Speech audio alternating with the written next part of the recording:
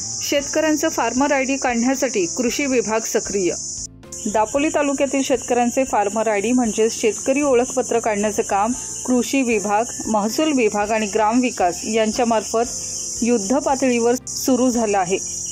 प्रत्येक शेतकऱ्याने आपले शेतकरी ओळखपत्र काढणं अनिवार्य आहे। तसेच शासनाचे अध्यादेश आहेत।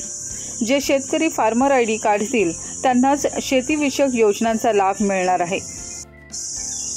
मात्र जे शेतकरी फार्मर आयडी काढणार नाहीत ते शेतकरी कृषीच्या सर्व योजनांच्या लाभांपासून वंचित राहणार आहेत।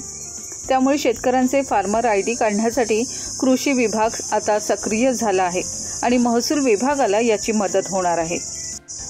कृषी विभागाला दापोली तालुक्यातील 34 गावे काम करण्यासाठी देण्यात आली आहेत। त्यामध्ये आसूद गावातील काम सध्या हाती घेण्यात आलं आहे, अशी माहिती दापोलीचे मंडल कृषी अधिकारी दादासाहेब पवार यांनी दिली।